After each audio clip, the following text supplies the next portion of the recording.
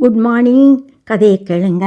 கேட்க முன்னால் சப்ஸ்கிரைப் பண்ணுங்கள், ஷேர் பண்ணுங்கள். உங்களுக்கு பிடிச்சிருந்ததுன்னா லைக் பண்ணுங்கள். அப்போ தானே என்னால் உங்களுக்கு நிறைய ஸ்டோரி சொல்ல முடியும். சரி, கதைக்கு போவோம். ஒரு பழமொழி இருக்குது, healthy poor men is half ரிச்னு. அதாவது ஏழையாக இருந்தால் கூட ஆரோக்கியமாக உள்ளவங்கள் பாதி பணக்காரவங்க அப்படின்னு சொல்கிறாங்க.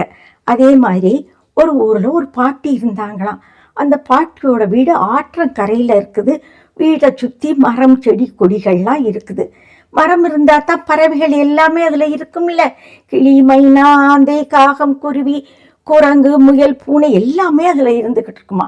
அந்த காகமும் நிறைய வாழ்ந்துட்டு இருக்குது. இந்த காகத்தை என்ன சொல்லுவோம், ஆகாயத்தொட்டிம்போம். அது மேலே பறந்துட்டு போகும்போது கீழே பூமியில் ஏதாவது வாழைப்பழத்தோலோ அல்லது எலி ஏதாவது செத்து கிடந்தா உடனே அது தூக்கிட்டு போய் குப்பை தொட்டியில் போட்டுருமா. அதோடைய பண்பாடு அப்படி இருக்குமா. ஆனால் காகம் எப்பவுமே பாருங்க, ஒற்றுமையாகத்தான் மொத்தமாக தான் வாழும். Unity is strength. அது மூலமாக நம்ம படிச்சுக்கலாம். இப்படி இருக்கும்போது அந்த பாட்டி ஒவ்வொரு பறவைகளையாக கூப்பிட்டு டெய்லி சாப்பாடு தருவாங்களாம். ஒரு தட்டு நிறையா சாப்பாடு வச்சுக்கிட்டு, கிளி குஞ்சுகளா, என் கண்மணிகளா சாப்பிட வாங்க, மைனாக்களா, என் செல்வங்களா சாப்பிட வாங்க, குருவிகளா, சின்ன சின்ன சிட்டு பிள்ளைகளா சாப்பிட வாங்கன்னு இப்படி ஒவ்வொருத்தையும் கூப்பிடும் போதும், ஆனால் அந்த காகத்தை மட்டும் கூப்பிடவே மாட்டாங்களா, குரோவை.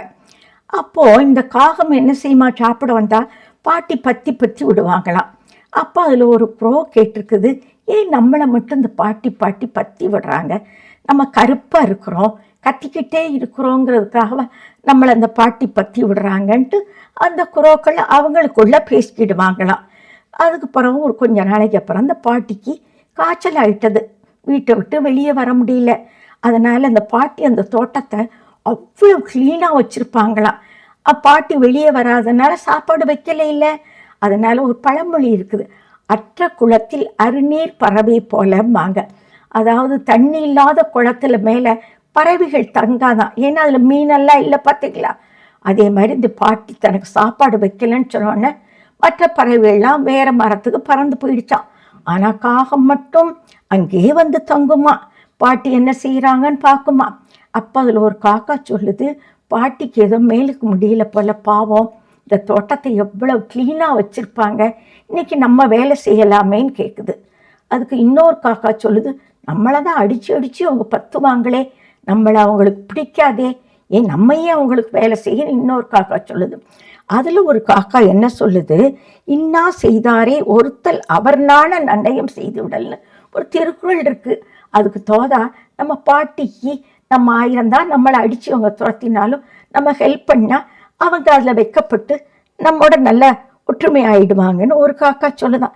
இப்படி எல்லாம் சேர்ந்து தோட்டத்தை க்ளீன் பண்ண ஆரம்பிச்சிட்டாங்க. தோட்டத்தில் உள்ள செத்த குப்பையெல்லாம் க்ளீன் ஆகிடுது.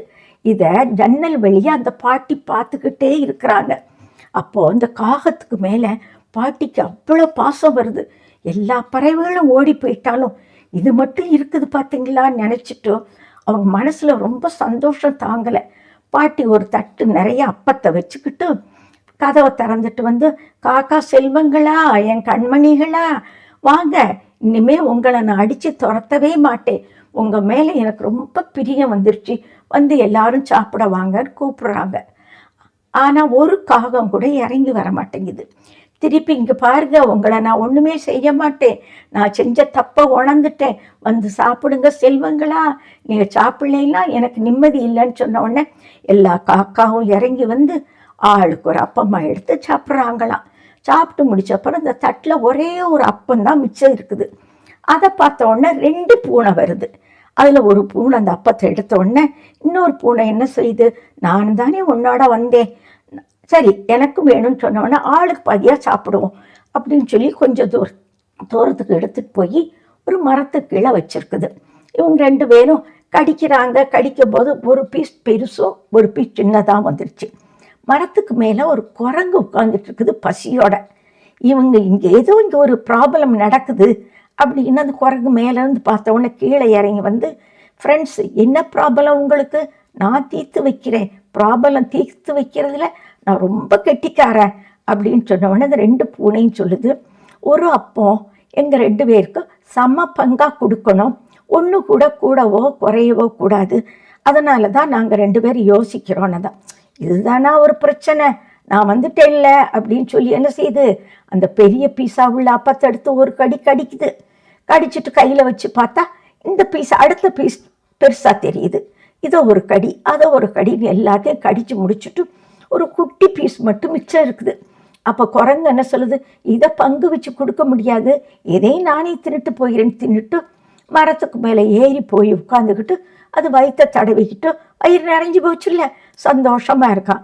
இந்த பூனை 2 ஏமாந்து போய் பாருங்களே, அப்போ கொண்டு கையை மோந்து பார்த்துக்கிட்டு, சே நம்ம 2 பேருமே இந்த பிரச்சனையை தீர்த்துக்கரலாம், 3வது ஒருத்தனை கூட்டிகிட்டு வந்ததுனால தானே நமக்கு இல்லாமல் போயிடுச்சு, அவன் எல்லாத்தையும் தின்னுட்டு போயிட்டான்.